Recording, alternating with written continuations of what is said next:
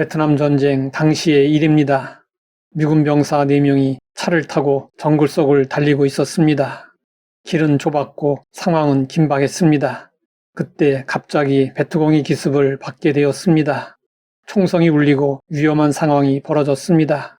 병사들은 황급히 차를 멈추고 정글 속으로 몸을 숨겼습니다. 잠시 후 사격이 멈춘 틈을 타서 그들은 다시 차로 돌아왔습니다. 그런데 문제가 생겼습니다.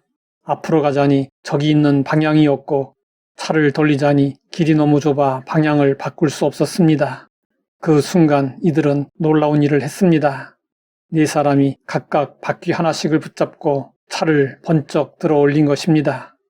그리고는 그 차를 반대 방향으로 돌린 후 급히 그 자리를 빠져나갔습니다. 간신히 부대로 돌아온 그들은 안도의 한숨을 내쉬었습니다.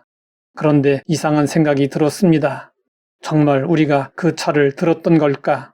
그래서 시험삼아 다시 차를 들어보려 했습니다. 그러나 이번에는 꼼짝도 하지 않았습니다. 그렇다면 질문이 남습니다. 왜 정글에서는 들렸고 지금은 들리지 않는 것일까요? 답은 분명합니다. 위기의 순간에 그들 안에 있던 잠재력이 드러났기 때문이었습니다. 우리는 이 이야기를 들으며 한 가지 중요한 사실을 깨닫게 됩니다. 사람 안에는 자신도 알지 못하는 힘이 있습니다. 그 힘은 평소에는 드러나지 않습니다. 하지만 결정적인 순간이 되면 그 힘이 나타나기도 합니다. 그래서 사람들은 말합니다. 인간에게는 무한한 가능성이 있다. 틀린 말은 아닙니다. 그러나 성경은 그 힘의 근원이 인간에게 있다고 말하지 않습니다. 그 가능성의 근원은 인간이 아니라 하나님에게 있습니다. 하나님이 자기 형상, 곧 하나님의 형상대로 사람을 창조하시되 우리는 하나님의 형상을 따라 지음받은 존재입니다. 그래서 우리 안에는 하나님이 주신 가능성이 담겨 있습니다. 그러나 동시에 우리는 한계를 가진 존재이기도 합니다. 아무리 노력해도 넘지 못하는 벽이 있고 아무리 애써도 감당하기 어려운 순간이 있습니다. 그래서 성경은 한 가지 중요한 방향을 제시하고 있습니다. 내게 능력 주시는 자 안에서 내가 모든 것을 할 수 있느니라. 이 말씀은 자기 확신의 선언이 아닙니다. 하나님 의존의 고백입니다. 나는 할 수 있다가 아니라 하나님 안에서 할 수 있다는 믿음입니다.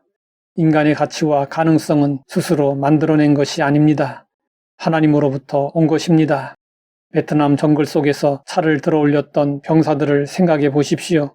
그들이 그 힘을 평소에도 가지고 있었을까요? 분명한 것은 그 힘은 원래 있었지만 평소에는 드러나지 않았던 것입니다. 우리의 능력도 이와 같습니다. 하나님이 주신 가능성은 이미 우리 안에 있습니다.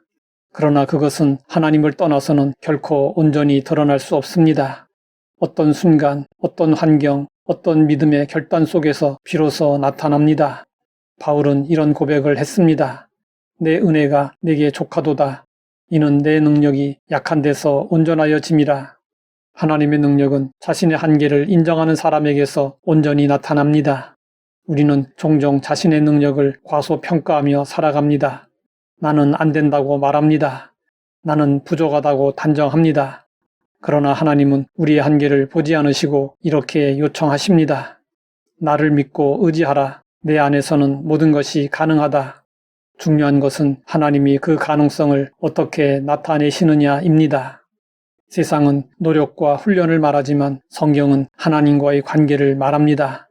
나는 포도나무여 너희는 가지라. 그가 내 안에 내가 그 안에 있으면 사람이 열매를 많이 맺나니 나를 떠나서는 너희가 아무것도 할 수 없음이라. 우리의 인생을 바꾸는 것은 잠재력 그 자체가 아닙니다. 그 잠재력을 깨우시는 하나님과의 관계에 있습니다. 하나님은 우리 안에 있는 가능성을 통해 일하시기 원하십니다. 그러므로 이렇게 고백하십시오. 하나님, 제 힘이 아니라 주님의 능력으로 살게 하소서. 이 고백이 시작될 때 우리의 삶은 더 이상 한계에 머무르지 않게 됩니다.